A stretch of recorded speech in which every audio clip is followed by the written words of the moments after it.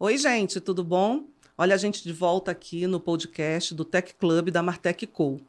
E hoje a gente vai navegar no e-commerce e também no Customer Experience. Para mim, das etapas mais importantes num processo de vendas e de fidelização do cliente. As pessoas brincam muito com esse assunto ou acham que a ferramenta pode fazer tudo. Mas os processos são fundamentais. E nada melhor do que trazer quem? A Ana Pio, né? Embaixadora de e-commerce, ganhou todos os prêmios, 2 vezes líderes, trabalha na SAP, atua com isso no mercado B2B. Para mim, é a pessoa hoje que mais domina esse mercado, que mais conhece. Eu acho que vai agregar muito aqui na Martech Co, porque a gente não vive sem experiência e não vive hoje sem comprar no mundo mobile da vida. Eu venho de telecom, eu posso falar isso com propriedade. Tudo bom, Ana? Que prazer você estar aqui. Tudo bem, Eda. Eu agradeço muito o convite. Estou muito feliz com essa iniciativa. Parabéns aí pelos novos caminhos. Sabe que eu te admiro muito, né? Desde quando a gente se Recíproco. conectou, admiro bastante. E sim, essa trajetória aí toda, o ano que vem eu completo 20 anos. Maioridade, já Já passou dos passou. 18, 21 é isso. maioridade. E aí, quando eu olho essa trajetória, eu tenho que colocar em bullet points nas minhas palestras, nas minhas aulas, até para fazer contexto essa timeline. Mas o meu foco realmente dentro dessa trajetória era ser uma profissional T-shape, né? Então, especialista em alguma coisa, generalista em várias. E aí, sou uma profissional de e-commerce, por onde eu for, tá? Mas eu estudei bastante, fiz transição de carreira, fiz 2 transições de carreira no meio da pandemia, aos 40 anos. E eu posso dizer que foi até um dos menores desafios, assim. O que mais foi desafiador realmente nessa trajetória são as mudanças de mercado, né, Ieda? E Putz. lidar com todo tipo de varejo. Então, eu lidei com varejo pequeno, varejo grande, indústria. E aí, mudei o lado do balcão, fui para a SAP, para o time de Customer Experience, como executiva e Business Advisor. E aí, realmente, é o desafio de você sair ali de gestora, né, da operação de e-commerce, para ir para o lado do balcão de ser provider. Você hoje está numa grande empresa, SAP, não tem que se discutir. As pessoas até confundem um pouco, que acham que a SAP é só o sistema SAP de finanças. SAP é um mundo, né? É uma aprendizagem. Mas eu queria que você falasse um pouquinho para a gente. O mundo está digital, né? A gente acha que a gente não é digital, mas a gente é digital em quase tudo, né? Uhum. Por exemplo, vendas usa hoje 90% do WhatsApp para fazer qualquer pergunta, qualquer negociação com o cliente. Como é que você enxerga esse mundo digital dentro desse contexto e-commerce, customer experience? Porque as ferramentas estão ali para apoiar a gente, mas as pessoas sempre se preocupam se o humano, o digital. Fala um pouquinho para a gente sobre isso. As relações humanas usando as ferramentas digitais, a gente já vê aí, né, há algum tempo. Ah, eu acho que tem uma interconectividade tanto nas relações humanas quanto nas relações de trabalho e relações de consumo. A tecnologia ela é uma habilitadora, né, Ieda? Tanto de processos, quando a gente fala de empresa, quanto talvez de networking, né? Como a gente fala de relações digitais nos negócios, por exemplo, né? A gente tem que usar as ferramentas que estão ali disponíveis, né? Se eu quero engajar, por exemplo, uma empresa, um lead em potencial, eu preciso usar a ferramenta que eu tenho para ver o histórico dele, ou quando eu vou atender um cliente, ver as dores que esse cliente tem, entender as demandas dele. Muito do meu papel é exatamente esse. É pegar todo o meu background, toda a minha experiência, né, e trazer para o mundo de soluções de software. Né? Então, preciso comprar um Customer Data Platform? Precisa mesmo? Né? Quais são as suas dores? Seus processos estão definidos? Né? Onde que vai encaixar dentro do seu legado, aí, do seu parque legado, do seu stack de tecnologia, essa ferramenta? Né? E antes de atender esse cliente, entender também o gestor que está ali por trás, ou o C-Level, né? Usar também a tecnologia para eu entender com quem que eu estou falando. Então, não consigo ver um mundo que a gente não faça negócios ou relações Sem sem usar. tecnologia, né? Exato. E eu vi que o ano da pandemia, a gente teve que se reinventar, né? A gente foi para casa, no meio dessa pandemia, a gente teve que utilizar a tecnologia, não tem como, a internet, a base da base de todo mundo tem que estar conectado. Você falou hiperconectado, as ferramentas de colaboração que Sem elas a gente não viveria. E a gente teve muitas empresas que fecharam, né, Ana? E eu gosto da tua frase, ou é ponto com ou é ponto fora, né? Que você falou num dos teus podcasts, eu acho sensacional, porque é exatamente isso.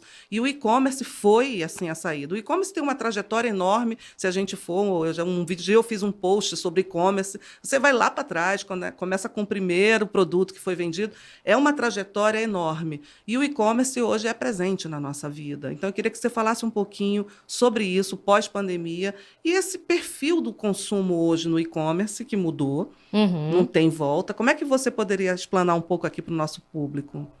Eu parafraseei essa frase da Camila Farani, que é É, maravilhosa, né? Eu acho, tubarão. Tubarão, eu, quem trabalha com digital nunca trabalhou tanto quanto ali 2021 e 22, né? Ter e-commerce era uma questão de sobrevivência, de fato. E já dando um pulo para 2023, infelizmente a gente vê que nem toda operação sobreviveu, né, Ieda? Não, Assim como tem um percentual enorme de lojas físicas que abrem e fecham, e-commerce, a mesma também. coisa, né? Precisa ter planejamento, gestão do negócio, caixa saudável, investimento, né? São vários ali os pilares para manter aquilo de pé. Porque abrir um e-commerce, fazer um go live de e-commerce, você segue mais ou menos um passo a passo, mas como que você escala? Estamos agora no ano da execução, né? Eu vi muito isso pós-NRF, que é o ano da execução e da retenção.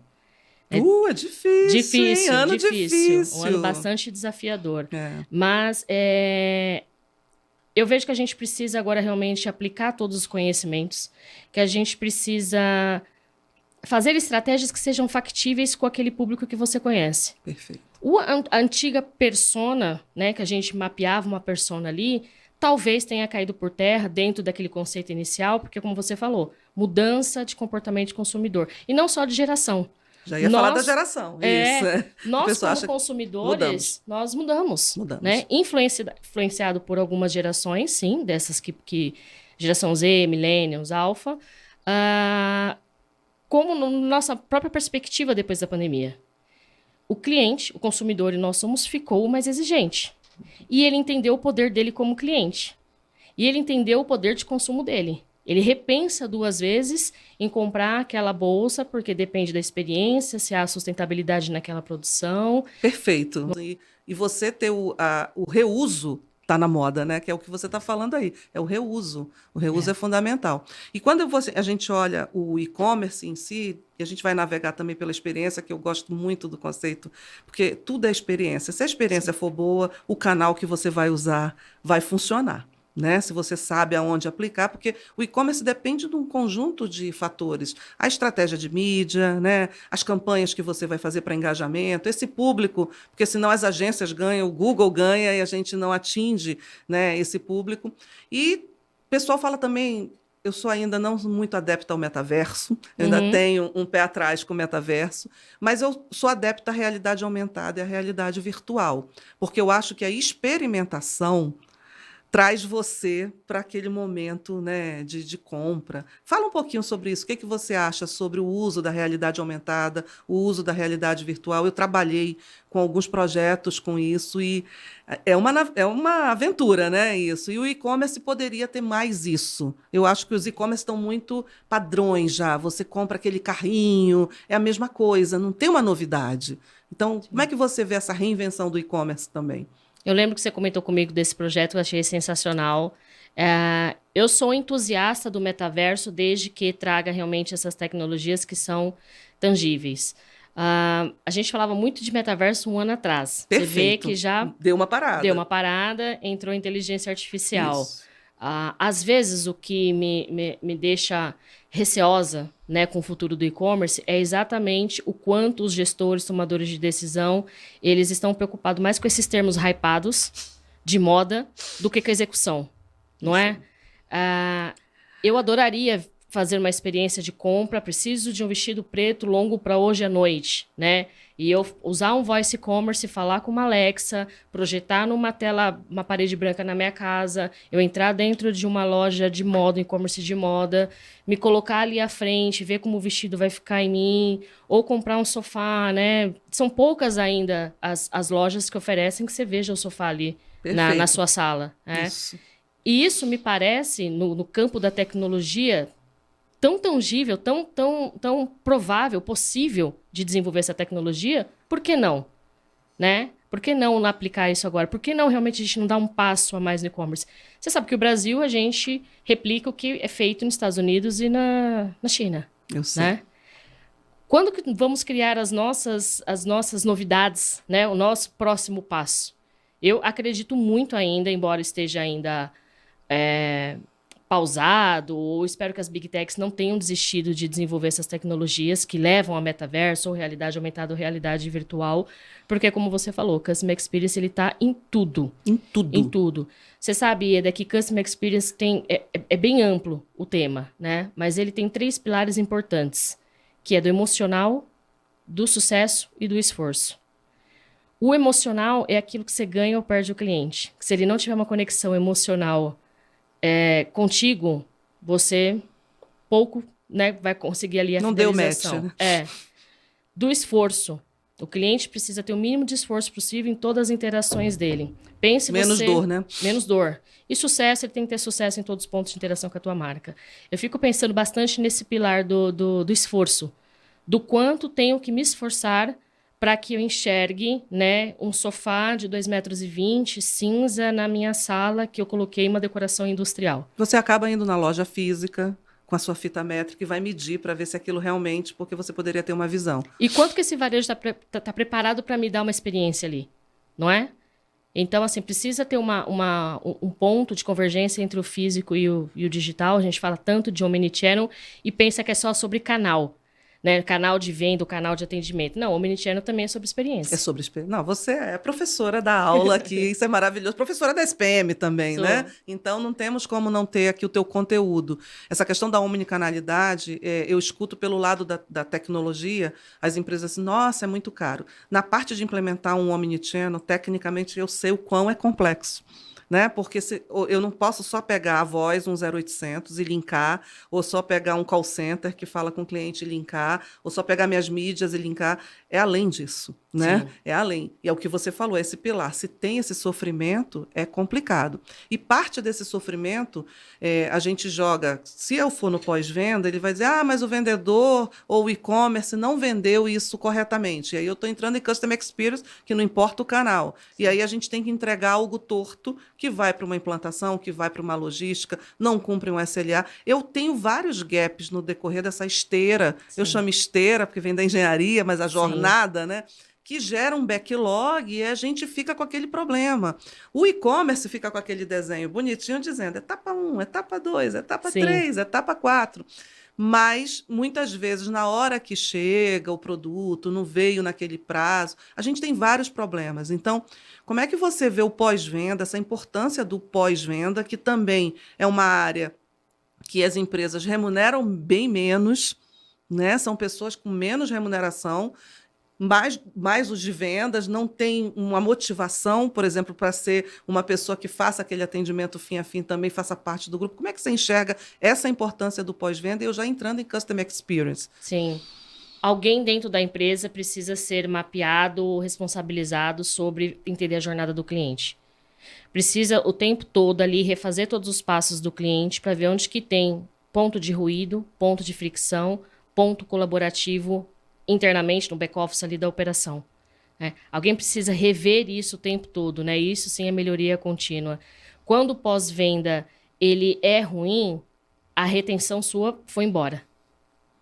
Isso falando da nossa geração, ou X ou Y, ou Baby Boomers, isso falando das gerações, as mais jovens, que estão super urgentes, aflitas, ansiosas. Já ia falar delas.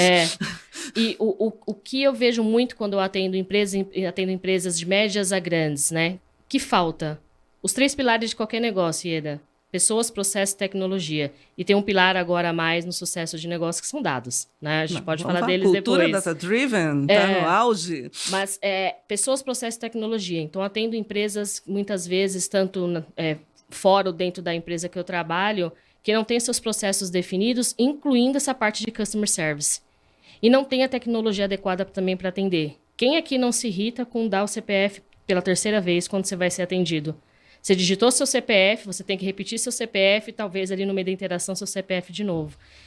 Se você coloca uma tecnologia por trás de service ou uma tecnologia de CDP, por exemplo, que ele registra todos os pontos de interação do cliente, sabe, no CDP, se o cliente reclamou, comprou, se ele foi na loja, se ele devolveu tudo, o pessoal de service ali também com uma tecnologia adequada, ela já conheceu toda a timeline ali do cliente e ela está mais preparada para atender. Já é, como você falou, um time que tem que ter muito esforço. Muito né? esforço. Porque ele é mal remunerado, é puxado, SLA que tem que atender 300 clientes por dia que desce ali na linha deles, né? Põe uma tecnologia, né, que vai facilitar. Existe o CX, existe o BX, existe o IX, né? Que você dá experiência também para o colaborador. Isso aí. E são tecnologias, assim, que são super acessíveis no conceito, assim, de... Tem muitas empresas que fornecem esse tipo de tecnologia, né? Então, eu penso assim, o pós-venda, se precisou resolver alguma coisa, teve um ruído muito grande ali, a retenção, o custo de aquisição do cliente, você ter o retorno daquele cliente, é muito Olha, difícil. eu vivi uma geração que hoje eu faço uma analogia muito louca, que eu sempre faço umas analogias, Ana. Eu digo que o CX, o pós-venda, o Customer Experience, o CS, né? Eu sou da época do CS, né? Sim, Então, eu participei de um programa longo de implementação de CS. Não é simples, ainda mais quando a gente fala em empresas de telecom e TI que nossa, tem. imagino. Você é desse mundo, você sabe Sim. o quão é complexo. Mas eu digo que é o pronto-socorro de um hospital. Porque tudo entra e você tem ali a primeira etapa, que são aqueles médicos que atendem para resolver o problema de imediato para depois passar para uma segunda Uma etapa. triagem, É né? uma triagem. Você passa por uma triagem até você ir para um especialista, ou você ir para um cirurgião, ou você ir para um UTI. Quando você coloca no UTI, você sabe que aquilo é o caos total. E Sim. eu sempre brincava muito com as equipes de call center. O call center virou uma máquina de pós-venda. As empresas transformaram os call centers muito robotizado, que ninguém tem paciência para ouvir aqueles scripts, Sim. digite 1, digite 2, digite 3, e ainda existe isso, a gente sabe. Né? Sim. Mesmo a gente estando no mundo digital, esse pós-venda ainda é muito pesado, em qualquer empresa. Então, queria que você falasse um pouquinho disso, porque às vezes as empresas não entendem por que não deu resultado e acham que a culpa é porque não vendeu muito, mas ninguém olha essa equipe ali, que é o plantão médico que está trabalhando, esse número, e aí não entende o churn. Né? Por Sim. que foi embora? E aí cria campanha de retenção baixando o preço. Não faz sentido, Vai né? para o marketing, aí o marketing diz, vamos mexer no markup e oferece para ele um pouquinho menos. Eu acho que é a pior hora, porque se você está ligando e você não ouviu, você já dá uma... vou te passar para a ilha de retenção. Isso me assusta muito ainda no momento que a gente vive do digital e com a omnicanalidade, a gente ainda tem isso muito no mercado e não é uma mudança rápida, né? Sim. Existem muitos 0800 no mercado ainda. Muito. Então, com Você sabe aquele... que até que na etapa da pré-venda, o service, o CS, que tem que estar ali Isso. em toda a jornada, né? O customer service em toda a jornada, até na etapa de pré-venda, nós temos ainda muita lição de casa para fazer. Eu entrei em contato essa semana com uma marca masculina bem grande, conceituada, que eu precisava saber se comprar no on, podia trocar no off. Que era um presente para um colega de trabalho, poderia querer trocar. Olha o multicanal aí. E aí eu entrei ali no chat ali para perguntar, né, se realmente podia ter essa opção. E o bot não transbordou para o humano. Depois, de noite, aqueles e-mails automáticos de que estamos vendo a sua solicitação. E no gerúndio, que é o mais gostoso. Exatamente. Fato 1. Se a gente realmente tivesse um omnichannel, que não está 100% ainda aderido no Brasil, se a gente tivesse um customer Perfeito, service... Ana. Omnichannel Não não está. está aderido 100% no Não Brasil. está. É um Eu falo, fato. faz 12 anos, 15 anos que eu vi omnichannel nos Estados Unidos e até agora aqui É no um Brasil, fato. você conta nos dedos as operações que realmente fazem, né? Funciona. Fato 1, eu não teria nem que estar perguntando isso. Se o omnichannel realmente estivesse implantado no Brasil. Comprar no on e trocar no off. Eu sei de toda a complexidade. De juntar estoque, de entrada e saída. RP, sei, tudo. tudo. Mas a tecnologia resolve. Resolve. Né? E fato 2, um bot não transbordou para um atendimento humanizado, né? Ou uma solicitação, uma solução daquela demanda ali de forma, sei lá, em 2 horas, em 4 horas. Tinha que ter uma premissa ali para me atender, né? E eu fiquei sem a resposta. Sem a resposta. Vou ter que tentar entrar em contato com alguma das lojas físicas. Gerou um ver. problema para você. Gerou um problema. Repito, uma marca masculina super mega conceituada. Então, você imagina assim, se essa tá com problema de CS, de atendimento, de tecnologia. Imagina se eu fosse realmente comprar sem saber se dá para trocar no off e precisar de um pós-venda. Não ia conseguir resolver. Ah, mas está escrito lá na política, tal, tal, tal, tal, tal, tal. E ninguém vai ler aquilo ali, né? Ou você deixa claro ali sua política, ou melhor, seja omnichannel, tenha o seu CS muito bem resolvido, mapeia os seus processos, remapeia os seus processos, né? E usa a tecnologia como habilitadora. Você falou a palavra processo, que para mim é a grande vedete de tudo isso, né? O fulfillment em cima desse processo todo. Quando a gente vê os processos da empresa, eu gosto muito de uma frase de TI que diz que é o semiautomático. Uhum. Tá, o semiautomático eu acho sensacional, porque a gente está falando do people flow, né? Quando é o Sim. semiautomático. E onde eu coloco um people flow, eu tenho um problema. E eu estava com a Carol, conversando com ela, a mestre da capacitação. Sim. As pessoas, por não serem capacitadas, criam seus processos internos Sim. e ensinam para os outros, né? Faz aquela operação operação carrapato, eu digo. Você passa, cola no outro e aprende aquilo que a pessoa criou sem ter uma capacitação. Então, essa jornada, que eu digo que ela é o fator mais importante de qualquer organização, que é o in e o out, essa jornada envolve a empresa toda, né, Ana? Então, a gente tem Customer Experience, Customer Centric, tem tudo isso. Só que vamos sair da jornada. Eu sou a empresa, mas eu sou o consumidor, que é o que você colocou agora. Sim. Eu fiz tudo isso, para mim está maravilhoso. E aí as pessoas, o CX tem uma mania de olhar o NPS e dizer, mas o meu NPS está bom. Então Sim. eu não sei por que você está vendo esse problema. Então fica sendo uma defesa. Eu digo que o KPI, quando é defesa, não é KPI. Sim. Né? O KPI tem que ser um estímulo para a gente melhorar alguma coisa. Exato. Então, quando o pessoal pergunta assim, qual é o seu NPS? Eu não estou preocupada com a nota do NPS em si. Sim. Eu estou preocupada com essa jornada. E os consumidores hoje estão muito buscando o bem-estar. Exato. Quando você compra algo, você quer o bem-estar. Você está comprando porque você quer ter uma tranquilidade, você escolheu aquela marca. Sim. Como é que você fala sobre isso, o bem-estar ligado nessa experiência? Você tocou num ponto importante que, falando de processos, pessoas são agarradas a processos, né? Putz! E entra naquela síndrome de nascer assim, vou morrer assim. E eu vejo muito quando a gente vai introduzir... Gabriela, exatamente. Eu vejo muito quando a gente vai introduzir uma nova solução para melhorar exatamente ali o fluxo daquela operação. As pessoas ainda muito apegadas àquele processo, né? E muito resistente à mudança. Naturalmente, o ser humano é resistente à mudança, né? Mas quando a gente pensa, né, nesse conceito realmente de BX, a gente precisa entender que aquilo é necessário para evoluir a automação de todo mundo. Sim.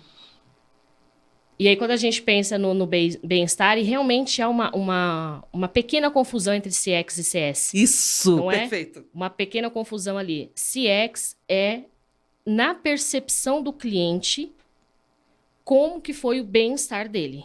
Que é exatamente o que você citou agora. É na percepção do cliente, e não do empresário, ou do operador, ou do colaborador. É na percepção do cliente o quanto ele teve aquele bem-estar, o quanto que nos olhos dele aquilo foi realmente solucionado. Lembra? Emocional, esforço e sucesso. O tripé. O tripé. Se você cumpriu esses 3 pilares, você cumpriu o CX, né?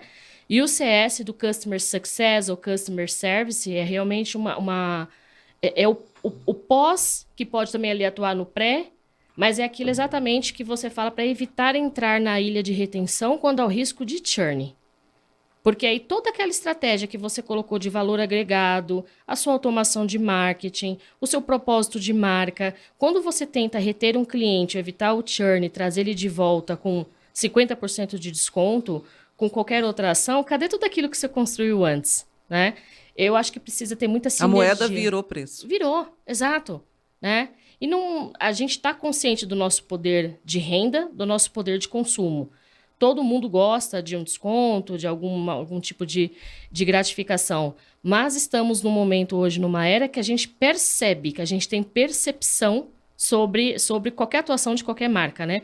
E falando de geração, essa geração, né, que eu vejo do Millennials até agora, e virão outras, é realmente aí muito mais complexo ou desafiador você atender a demanda desses novos clientes. A geração Z, que são os decisores aí que a gente já tem que trabalhar, já estão como decisores, eles têm uma característica que eles trocam, porque se não tá bom, eles trocam muito rápido. Eu acho que eles não têm essa preocupação como a minha geração, que ainda fazia uma escolha maior. E a gente está vivendo esse mundo, a milênios, os novos que virão, é bem complexo. E ter aquele wow do cliente, eu gosto da palavra over-delivering, que é uma coisa de esteira de produção, né? Sim, sim. O over-delivering não é sempre que a gente consegue entregar, né, Ana? Então, eu queria que... Essa geração, você acha que vai dar esse gás todo? Eu ainda tenho uma certa preocupação com a geração nova sobre esse modelo, porque ela vai conviver com baby boomers, ela vai conviver com a geração X, ela vai conviver com a Z que está ali, né, o Y, mas é uma geração diferente, né? Sim. A gente tem tipos de consumo diferentes. Hoje a gente vive isso. A gente está nesse modelo agora, vivendo todas as gerações dentro da empresa, né? Você deve estar passando por isso. Sim. Os millennials, eles mudaram toda a percepção das marcas e das pessoas, influenciaram, na verdade, os milênios sobre consumo consciente e sustentabilidade. O SG na moda. Exato, exato. Então, eles foram responsáveis, né, para a gente pensar em responsabilidade social, sobre consumo consciente. A geração Z, que é totalmente nativa digital, conectada e que moldam suas vidas de acordo com o que o algoritmo manda, né? São ativistas, são ansiosos, são infiéis. Impacientes, infiéis em relação exatamente a gente que é agarrada naquela marca de lavadora de roupa, por exemplo. Exatamente, a gente não troca, né? Não troca. Eu disse, vovô, mas eu acabei comprando uma mesma marca. Exato, eu passei 20 anos com com a mesma marca, e aí quando eu fui trocar, voltei para a mesma. E para isso não resolve, né? Para eles isso não importa mais. Eu vejo que o grande desafio das marcas para atender essas gerações, novas gerações, é que dose de dopamina, de serotonina que eu vou dar para eles. E é a dopamina mesmo. Exatamente. Eles precisam disso o tempo todo, Ieda.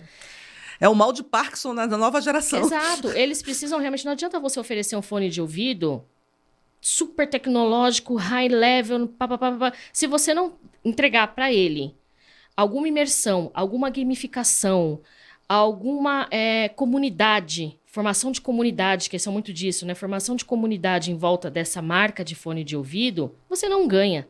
Eles se posicionam assim, né? Exato. Até pela roupa, pela forma de se vestir. Também. Então aí eu vejo que o BX pode entrar, por exemplo, eu como mãe co-consumidora de um alfa, eu gostaria que o BX, por exemplo, entrasse no varejo físico como um ponto de experimentação, de interação, e no online usando todas as tecnologias que estão aí disponíveis. Você fala isso, físico, nós somos o digital, o físico, o humano, o virtual e o dados, né? Você fala muito isso. Isso.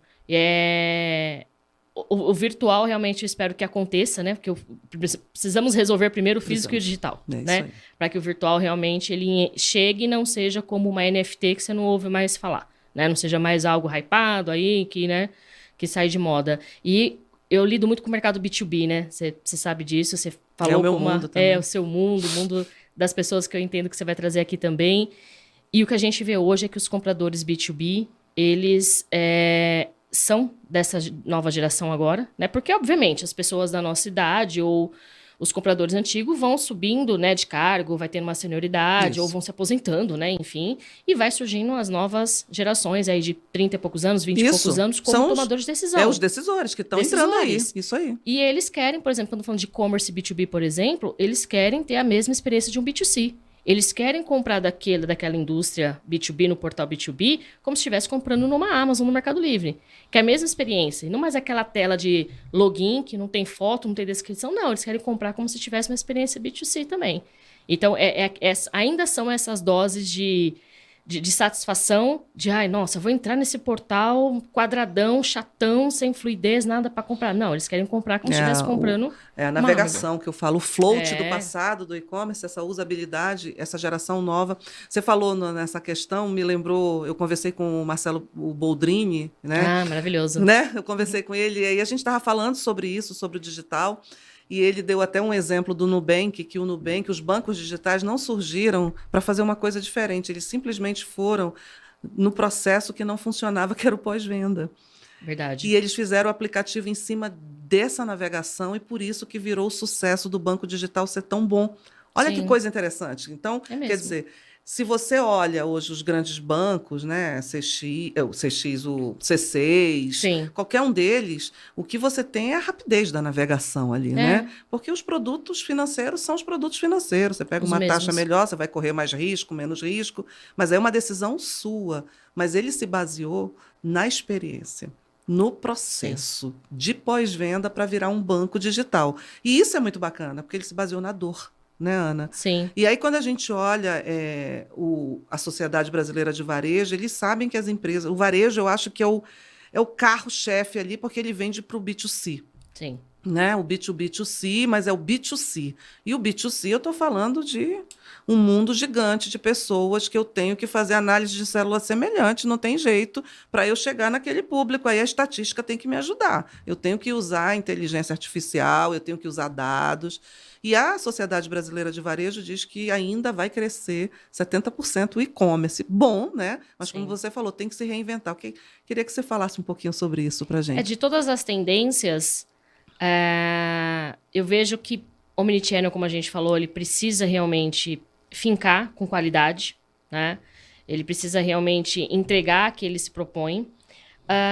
Voice Commerce, por exemplo, para que a gente consiga escalar esse 70%, porque a gente entrou agora num ano de normalização, que parece queda, né? Não está crescendo tanto, falando desse ano especificamente, por causa que não dá para alcançar números de pandemia, né? Então, não, aí é desvio padrão. Então é pegar todas essas tendências, se você pegar relatório de tendências, todo ano são as mesmas 10, 15, 20 tendências. Vamos aterrizar, né? Se o Omnichannel está funcionando, né? Lição de casa. Voice Commerce, eu acredito muito, muito. Tanto por questão também de acessibilidade, de inclusão e de conveniência. A internet tirou da gente o poder de escrita, depois tirou o poder da gente de digitação. Então, tudo que a gente quer agora é resolver com voz. Por isso que os assistentes de voz são tão populares, né? A inteligência artificial, que eu sei que é o... ChatGPT. ChatGPT. Todo mundo com medo do ChatGPT, Ana. Vão tirar minha profissão. Sim. Eu sou reticente quando é para gerar conteúdo, né? Eu que escrevo, eu só escrevo, articulei. Ana. Não é? Eu escrevo. Até porque eu gravo quando eu escrevo. Então. Eu fixo, eu apreendo quando eu escrevo. Exato. Eu não gosto nem de usar, às vezes, agência que vai escrever por mim. Escrevo. Eu também. Eu gosto 100% autoral. Então, o uso dessa IA para essa parte de conteúdo, criação de imagem, eu ainda sou um pouco reticente, né? Até a gente viu o que aconteceu com o Papa. Eu falo, se todo mundo caiu naquilo, imagina o que isso vai fazer com a gente daqui um ano, né? Mas na aplicabilidade do e-commerce, eu acho que a inteligência artificial tem muito para ser usada. Muito, né? Tanto na parte do chat, quanto para recomendação de produto, né? Preditivo, e não só de cross-sell e upsell. Preditivo, minha escola, não né? É? Comecei fazendo preditivo na minha vida. Não, é sensacional. Eu acho que isso é uma inteligência artificial. Eu fico pensando, assim, entrar num site de um e-commerce de brinquedo e eu digitar lá ou na voz, eu falo assim, olha, brinquedo para crianças de 2 anos. O meu tem 10, eu não sei mais o que uma criança de 2 anos gosta. E aí ele me trazer ali, né? Eu sei que isso já está categorizado, já tem um catálogo ali, enfim, mas ele me trazer algumas sugestões e me devolver talvez uma pergunta do tipo assim, a criança mora em casa ou apartamento? Porque de repente ele vai sugerir uma super casinha da Barbie, a criança mora no apartamento. Não está customizado, então, assim, para o ambiente. Exato. Então, assim, inteligência artificial com essa aplicação dentro do e-commerce. Estou super ansiosa para que isso aconteça. E que acho que para a gente crescer todos esses percentuais aí, realmente a gente vai precisar aterrissar essas tendências todas, né? A gente parar de só replicar e de falar essas palavrinhas da moda. Eu vejo muito, por exemplo, Ieda falando de customer centric, né? Eu falo, que horas que a gente perdeu o cliente no centro para a gente estar dando tanta proporção para esse termo agora? Lógico. Que horas? As pessoas muito falam, por exemplo, midiático os termos, né? Se em algum momento a gente perdeu o foco no cliente, meu Deus, volta para trás. Básico 1. Muito se fala de foco no cliente. Foco no cliente, todas as empresas já nascem com. Se abrir uma empresa de serviço, de consultoria, seu foco é no cliente. Você vai criar produto ou serviço para o cliente. O que vejo que muitas operações se esquecem é do foco do cliente. É o que eu coloquei. Me coloca agora no meu papel, eu sou o consumidor. Exato. Eu vou escolher. Como está o foco do cliente para o seu produto, para o seu serviço, para a sua empresa? Né? Você entendeu o foco do cliente, porque foco no cliente é básico 1, né? Vou dar um exemplo que você deu agora. A gente vai comprar roupa de criança. Eles Se você coloca de 2 a 4 anos, você vai comprar para uma criança de 6 meses. Se você bota Verdade. de 4 a 10 anos, você vai comprar para uma criança de 2 anos. A gente tem que traduzir. Matematicamente, você olha, você diz, não, eu vou comprar essa daqui porque... Então, cadê a empresa que não está vendo isso? Exato. Por que você tem que gerar isso na hora do consumo? Não, essa daqui não cabe. E quem não sabe que compra e que tem que fazer troca? Porque uma troca é uma experiência que não é legal. Não é. A troca já te causa um transtorno, né? Quando a gente vê operações de Natal, estamos trocando, como se isso fosse uma novidade ou como se isso fosse bom. E não um direito, né? Olha, você tem direito à troca. Ué? Eu acho interessante quando um caixa de uma loja, ou se você compra no e-commerce, o e-commerce eu acho que é mais preparado, Sim. porque tudo que está dentro de um sistema, você tem uma margem de erro menor. E aí a gente entrando um pouco, para a gente até finalizar, porque já passou 1 hora, olha que coisa. Nossa! Eu trabalho com gestão de robôs e robôs fazendo trabalhos em que o RPA pode ser repetido, Sim. baseado num cognitivo, né, Ana? Isso é Sim. muito importante. E a gente sabe que a taxa de erro, quando é um robô falando em cima de um bom processo, é quase nenhuma, né? A não ser que não seja aquilo que a pessoa queira e ela desiste. E faz parte do jogo. Mas essa experiência de troca, essa experiência do e-commerce, para mim é um case bom para loja física. Sim, sim. Porque no e-commerce você padroniza o atendimento. Sim. Né? Mas eu acho que o e-commerce ataca você com muita oferta, que você se Sim. confunde, né? E os usos da landing pages para chegar no e-commerce, isso tudo é uma experiência que tem hora que cansa, porque os algoritmos ficam te perseguindo, Sim. né? E essa estratégia que você navega por toda a estratégia do e-commerce, você Sim. acha que isso tem condição de melhorar para a gente não ser tão atacado com tanto conteúdo, tanta publicidade, Ana, que a gente fica, você é medido na mídia, e aí você abrir um e-commerce, esquece, você está preso nele para o resto da vida. Tá preso pro resto da vida. Tem muita tecnologia e ferramenta por trás. Tem muitas soluções que a gente chama aí de CRM, mas que a gente pode traduzir hoje para engajamento e automação de marketing. Tem soluções que realmente você consegue não fazer o cliente sofrer com esses reimpactos se ele já comprou.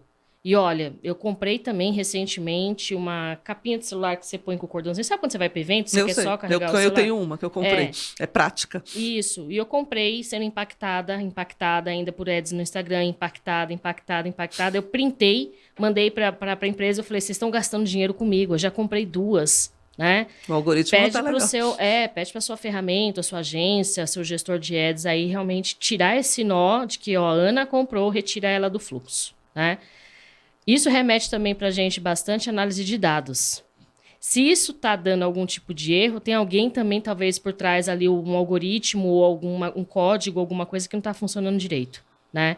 Quando a gente vai para essa área de dados, nós que somos aí 18 mais, 20 mais, 30 mais, a gente sabe que antigamente mais. A gente não tinha tanto acesso a dados, Não, né, Ieda? Lógico que não. A gente queria tantos dados, agora o que fazer com tantos dados? Todo mundo quer dado. Todo mundo. Na maturidade digital, o maior problema é o banco a banco, porque todo mundo quer construir bancos de dados. Exato, exatamente. E aí você tem aquele pool de dados ali, ok, o que você vai fazer? Eu vejo muita operação gastando, assim, energia tremenda, às vezes para analisar a taxa de abertura daquele canal, daquela mídia, daquela campanha, que nem é sazonal e nem girou o ponteiro da receita.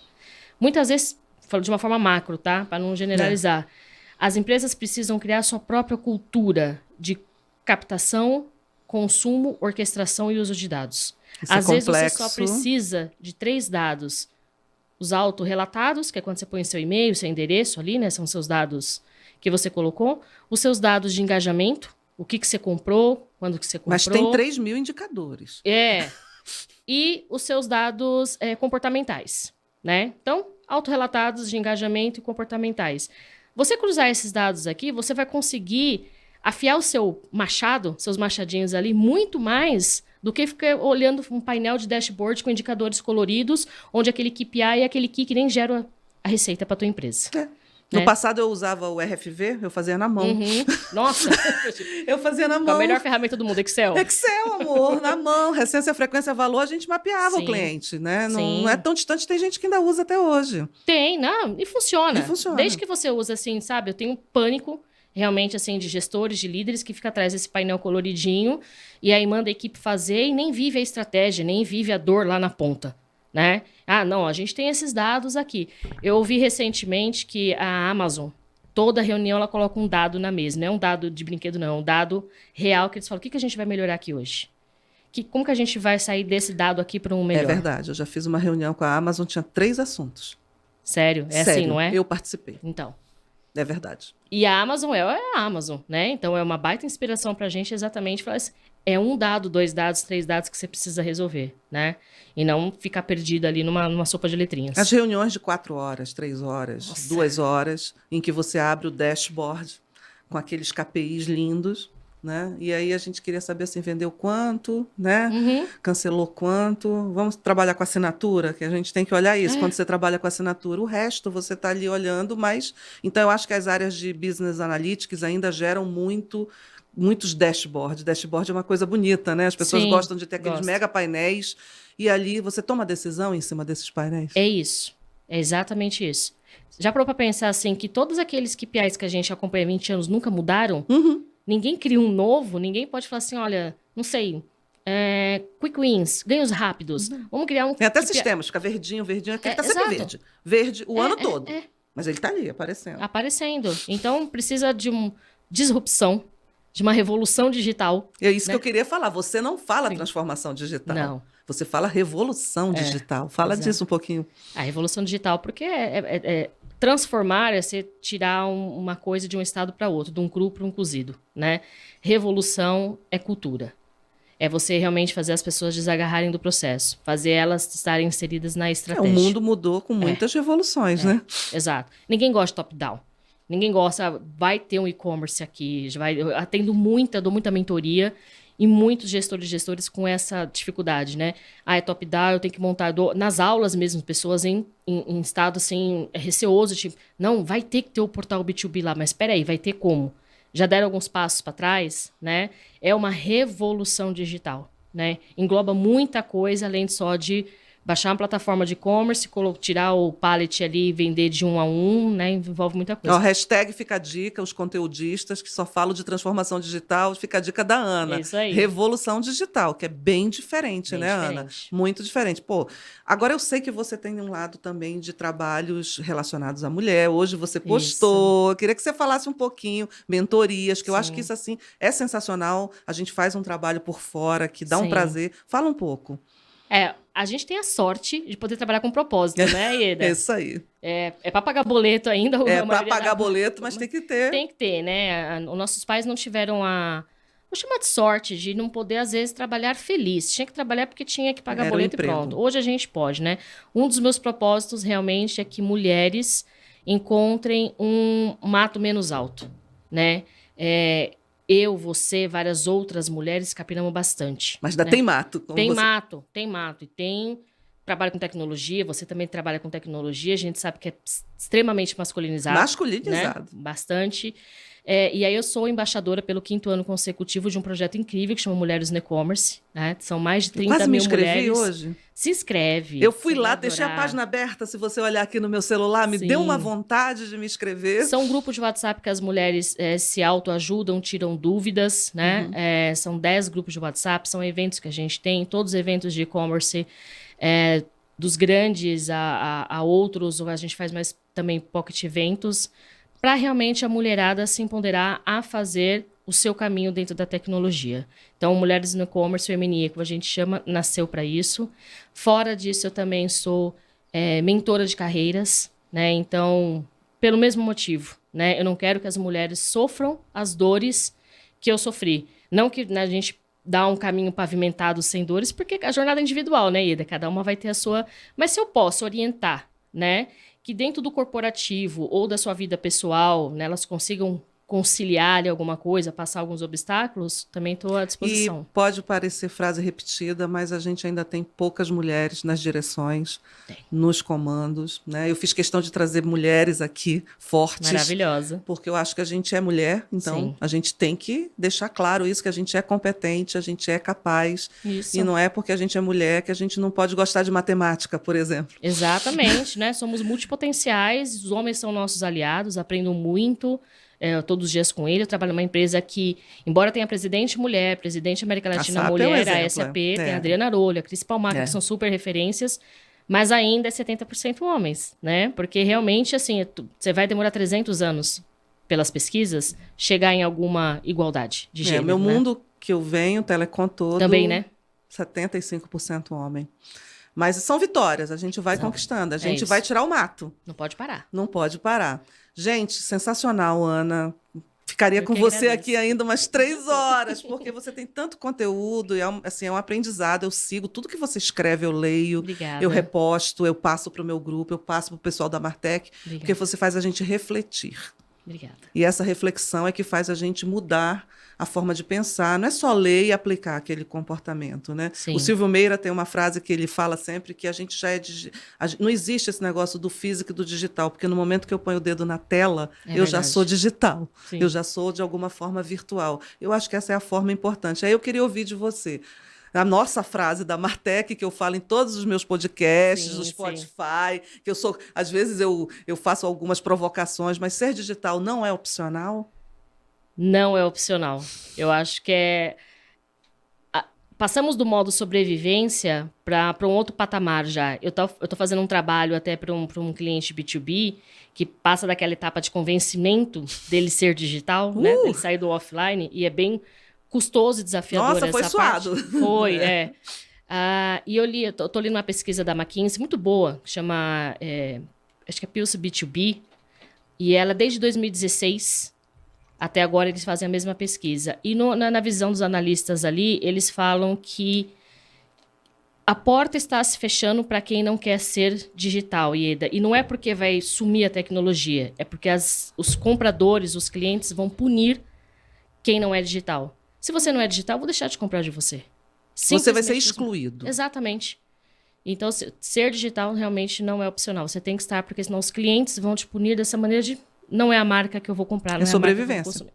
E a gente saiu de 2016 de 5 canais para 10 canais digitais em 2023. Nós compramos por 10 canais. Nossa. WhatsApp, Instagram, enfim, né? O e-commerce mesmo. Então, são tudo 10 aqui, canais. Tudo na palma da mão. Até o notebook, o laptop, a gente usa naturalmente, mas a gente faz tudo aqui. Sim, não exatamente. É isso aí. Gente, Ana, maravilha. Onde é que as pessoas encontram a Ana? Porque eu sei que você fala, você responde, você interage muito, né? Então, eu acho que eu tenho divulgado muito você, né? Ainda mais SPM, eu tenho um contato com a SPM no Rio também. Eu falei até de você, eu falei, a Ana tem um projeto muito bacana em São Paulo. Por que não temos no Rio? É verdade. Ah? É verdade. Eu dou aula na ESPM, dou aula de e-commerce B2B, então mais ou menos de 3 em 3 meses tem turma aberta de vendas e marketing B2B, é minha disciplina e-commerce B2B. Eu dou aula no Com School para quem é base, para quem quer se formar analista de e-commerce, que é essa galera que precisa se formar mesmo ali com a base do e-commerce. Interessante. Eu escrevo todo mês no portal da E-commerce Brasil, sempre sobre CX ou temas, né, oriundos sobre. LinkedIn, sempre reposto ali todos os podcasts que eu participo, tudo que eu escrevo, minhas opiniões. Você sabe que eu falo de forma bastante transparente. Transparente, é característica sua. Não sou marqueteira, né? Então eu falo realmente ali o que eu penso.